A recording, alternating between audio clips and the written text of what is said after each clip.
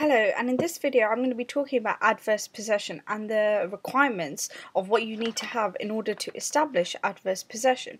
Now, adverse possession is a procedure whereby possession of a land can transfer the title into the possessor's name, and this can be found in section 15(1) of the Limitation Act, which says that if you have if you have shown clear possession for 12 years, then nobody else can bring a claim to it. You have the better title. So in order to, what are the requirements of adverse possession? Well, these can be found in the Buckinghamshire CC and Moran place, which is applied in Pye and Graham, and there's three key characteristics. The first one is factual possession. What do we mean by factual possession?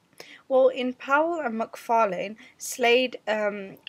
Lord Slade, he basically provides a really in-depth analysis, and it's worth a read because what he does, it's not long. In a few paragraphs, he gives explicit examples of how factual possession can be shown, and namely being the locking and blocking of land, the fact that you're blocking everyone, including the real proprietors, the land of him, so that you're dispossessing the paper owner.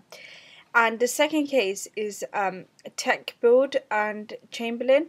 Now, in this case, it was said that just putting in your children to play as and whenever they feel like and tethering ponies is not sufficient to show possession of the land. And this is good because this case helps to show that it's something more than just using the land. You have to physically show some control over it. So if you have a fence or a lock, it shows that you're in charge of the land, and that's how you can show factual possession, which is possession in real life. The second key requirement is an intention to possess, the Latin being animus possidendi. And now again, there's three cases. The first one is the Powell and McFarlane case, because again, Slade, he really has an in-depth analysis, and when he's talking about the locking and blocking of land, he's saying that this kind of factual possession is so clear that it's sufficient to show intention to possess the land. Now, the crucial thing here to remember is that the adverse possessor must have an intention to possess, not acquire the land. So in Buckinghamshire CC and Moran, the possessor had offered to pay rent at one point for the land.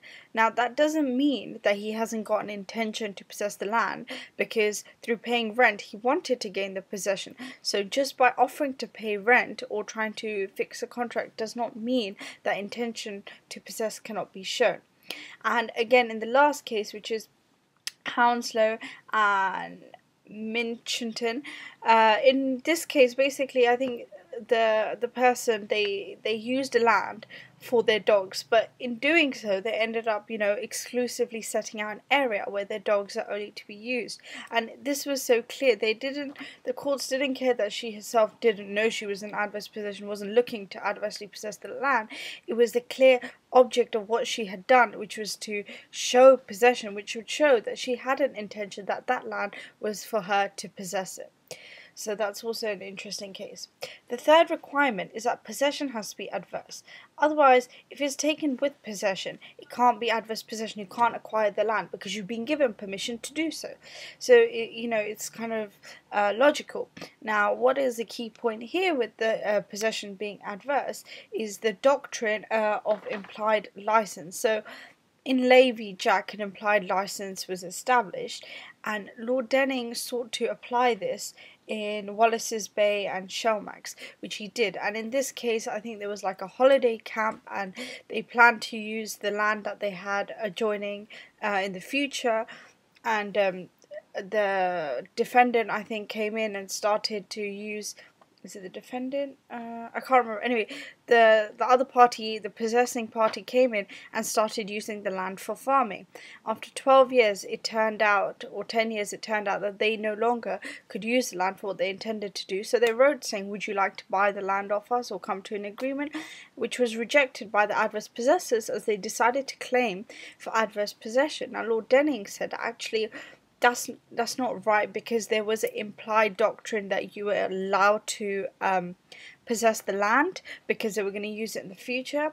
However, this has been rejected. The implied doctrine does not exist. So in Buckinghamshire, CC and Moran, essentially what happened is that I think it was the claimant wanted to use the land in the future to build a road or something, but in the meantime the neighbouring owners started cultivating the land, and originally had done so through a license agreement, after which ended. He tried to get another license agreement, but it never happened, so he just continued to use the land. He put locks in, he was gardening it, and 12 years later, he said that this is now my land, and he wanted to claim adverse possession, and he was allowed to do so. There was no implied license because they wanted to use it in the future. Possession is not adverse, it's in line with their use. That's no longer exists, and this you can also find in statute in the Limitation Act, Schedule 1, paragraph 8, subsection 4.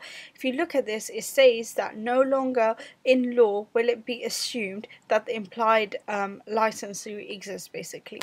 So thank you for watching, and in my next video we'll go through the procedure of adverse possession in registered, unregistered land, pre-2002, post-2002. Thank you.